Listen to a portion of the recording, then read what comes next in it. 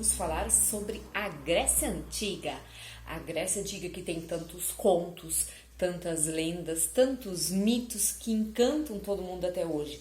Uma grande parte dos filmes que a gente assiste até hoje, desenhos, tudo, tem em algum momento alguma inspiração lá nas histórias da Grécia Antiga. Então é um pouquinho disso aí que a gente vai ver hoje, então, nessa aula, tá? Primeiro, para começar, onde é que fica a Grécia? A Grécia, ela pertence à Europa, e a Grécia, antigamente, ela era dividida em 3 territórios. A Grécia continental, que eram todas as partes do terreno grego que eram ligadas ao continente. Nós tínhamos a Grécia insular, que eram todas as ilhas do qual faziam parte da Grécia, e a Grécia asiática, que hoje em dia não pertence mais à Grécia, pertence sim à Turquia. Então é um território que a Grécia, com o passar dos anos, acabou perdendo, mas naquela época fazia parte então da Grécia, tá? Como é que é o território da Grécia, pessoal? O território da Grécia, ele é um território formado por muitas montanhas com muitas pedras, então ele não é um território muito bom para a agricultura. Por isso que os gregos acabaram se tornando também, assim como os fenícios, grandes mercadores, tá? O litoral, a Grécia tem muito litoral, tá? Ela é toda recortada e ela tem muitas ilhas. Então isso facilitou bastante a parte do comércio marítimo. E de todas as ilhas, a maior delas é a ilha de Creta, tá? Na ilha de Creta, disse que é onde que começou a formação, então, da Grécia. Na ilha de Creta, nós temos indícios de mais ou menos há 2000 anos antes de Cristo, que já haviam populações lá. Essas populações, elas gostavam muito de fazer palácios. Para eles, quanto maior o palácio, quanto mais alto no muro eles estivessem, mais poderosa aquela região seria. E o mais importante de todos os palácios da ilha de Creta foi o palácio de Knossos. A escrita, eles também tinham uma escrita própria, esse primeiro povo que viveu lá, que foi a linear A. Essa escrita ela ainda não foi totalmente decifrada, então tem muita coisa da Grécia, do início da sua formação, da ilha de Creta, que a gente ainda não conhece, tá? A gente sabe que em 1450 essa ilha ela foi invadida por um outro grupo chamado aqueus. Esses aqueus vieram de uma região mais ao norte do que hoje compreende a Grécia, tá? E esses aqueus, eles teriam conseguido dominar a ilha depois que ela passou por um grande incêndio, não provocado por eles. Também não se sabe ao certo o que causou esse incêndio, mas os aqueus se aproveitaram que a população e o governo se enfraqueceu e tomaram a ilha. Então juntaram os aqueus e as primeiras povoações que viviam lá na ilha de Creta e formaram uma nova civilização chamada civilização micênica. A ilha de Creta tem uma coisa bem curiosa para falar sobre ela. Na ilha de Creta é onde se acredita que passou a lenda do Minotauro. O Minotauro, então, ele faz parte da mitologia grega, no qual, então, ele teria tido a metade do corpo de homem e a cabeça de boi. O Minotauro, então, para que ele não machucasse as pessoas, ele foi aprisionado dentro de um labirinto. Esse labirinto, então, seria na ilha de Creta. Então, toda a lenda do Minotauro, então, ela está vinculada à ilha de Creta. Olha que legal, tá? Por que essa civilização tinha esse nome? Porque os aqueus, eles vieram de uma região onde a sua cidade principal se chamava Micenas, tá? Os aqueus conseguem conquistar a ilha de Creta, então eles conseguem liderar toda a parte comercial daquela região. Porque a ilha de Creta era a maior ilha da área. E ela concentrava uma grande parte, então, de todo o comércio. E da ilha de Creta, eles conseguiam alcançar muitos pontos comerciais. Então, conseguindo conquistar a ilha de Creta, conseguiram aumentar a sua liderança comercial e aí, então, começaram a se tornar uma população extremamente rica. Da ilha de Creta, os aqueus, eles incorporaram na civilização micênica, principalmente a construção de palácios, que o maior palácio deles foi o Palácio de Micenas, também, e eles também acreditavam que quanto maior o palácio, quanto mais no alto eles estivessem, mais poderoso aquela região seria. Então, que os aqueus construíram, eles também construíram no alto do muro e eles cercavam ele para quê? Para que se tornasse protegido, para evitar invasões, tá? Porque naquela época, se você conquistasse o palácio principal de uma população, você conquistava a população inteira, você conquistava aquela civilização toda e não era o que eles queriam. A civilização micênica também desenvolveu uma escrita muito parecida com a linear A, por isso que ela foi chamada de linear B, porque ela era escrita em linhas, tá?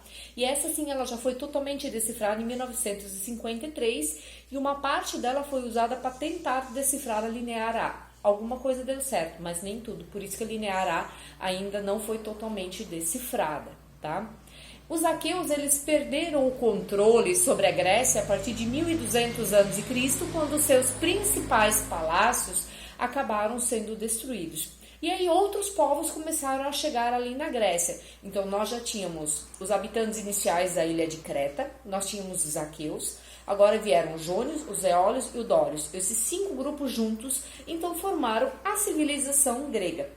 E a partir de 1200 até o ano 800, nós temos um período chamado Homérico.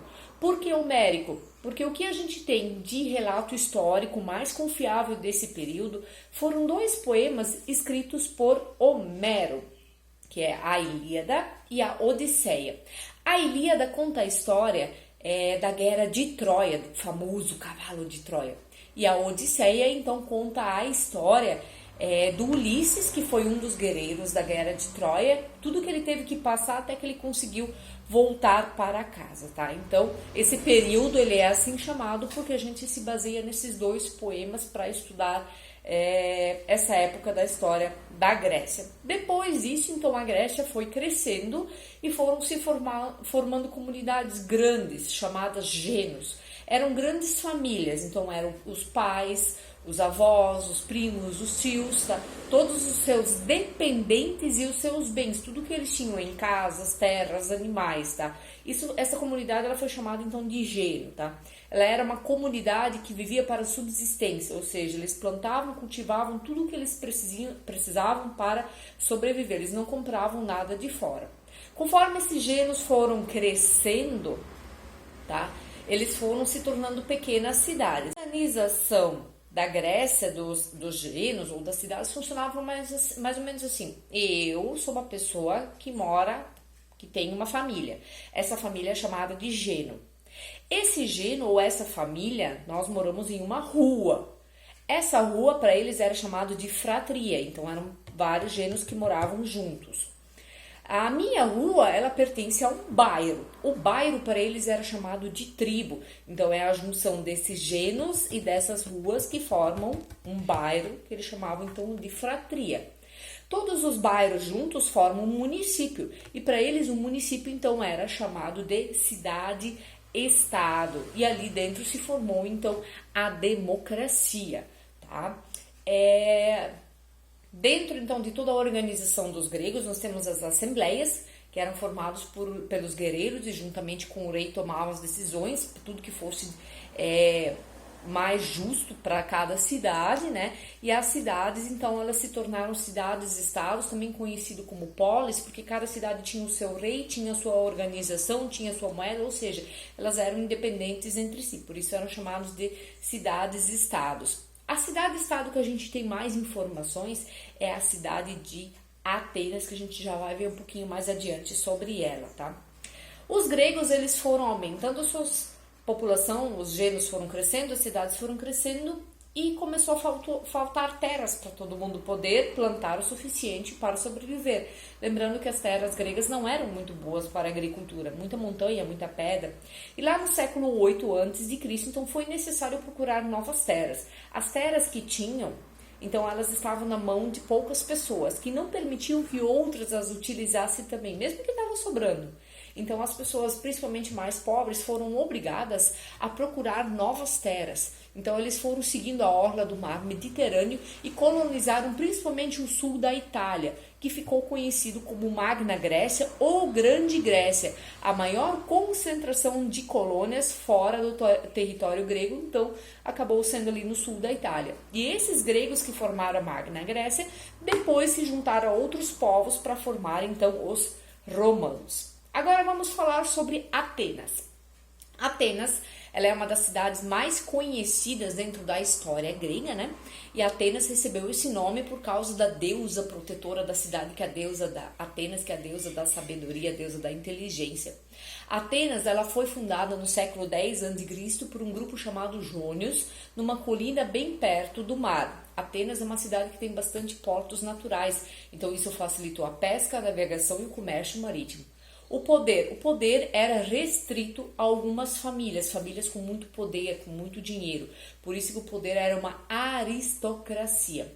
E quem fazia parte dessas famílias com poder era chamado de eupátridas. Eupátridas significa bem nascido, ou seja, nascido em uma família rica. Foi dentro da cidade de Atenas que surgiu o que a gente conhece como democracia. O nosso país ele é uma democracia. Por quê? Porque nós, elegendo bem ou não, elegemos os nossos governadores. E isso surgiu lá em Atenas. A partir de 508 a.C., foram necessárias fazer algumas reformas dentro da Grécia para manter o poder, então surgiu a democracia ateniense. A palavra democracia significa demos, povo, e kratos, poder, ou seja, poder do povo. Claro que nem todo mundo dentro de Atenas naquela época era considerado povo.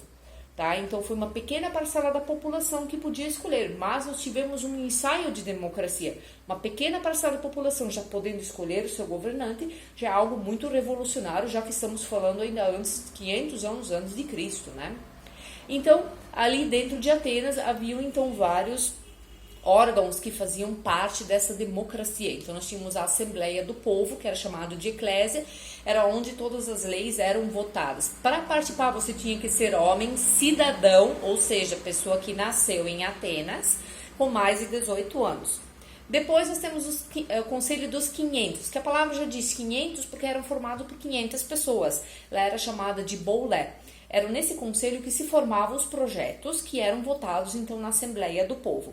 Os estrategos era quem colocava em prática os projetos, eram os engenheiros, os pedreiros, tá? Então todo mundo que tinha que fazer aquela obra realmente acontecer, colocar em prática aquilo lá. E aí nós temos ainda os escravos, as mulheres e os estrangeiros que não eram considerados cidadãos atenienses, que eram justamente a grande maioria e por isso não faziam parte dessa democracia. Fazia parte quem fosse homem, nascido na cidade de Atenas, que fosse maior de 18 anos e que tivesse uma certa renda. Pobre também não tinha direito a participar então da democracia ateniense. O que então acontecia com as mulheres, os escravos e os estrangeiros? Escravo é escravo, né? Trabalhava forçado sem ganhar nenhum pagamento. Mulheres, dependendo se elas eram ricas ou pobres. Se elas eram ricas, elas viviam num lugar chamado gineceu, onde elas tinham escravos, era como se fosse um spa particular. Tá? Então as mulheres ficavam ali durante o dia, os maridos que tinham dinheiro, então pagavam para elas poderem ficar lá. As mulheres pobres, como não tinham esse dinheiro, elas tinham que ajudar nos serviços de casa e ajudar o marido. E os estrangeiros, que eram chamados de metecos, eram eles que cuidavam de toda a parte do comércio. Tá? Então essa era a função deles, mas nem por isso eles tinham direito à cidadania ateniense. Agora vamos para a cidade de Esparta.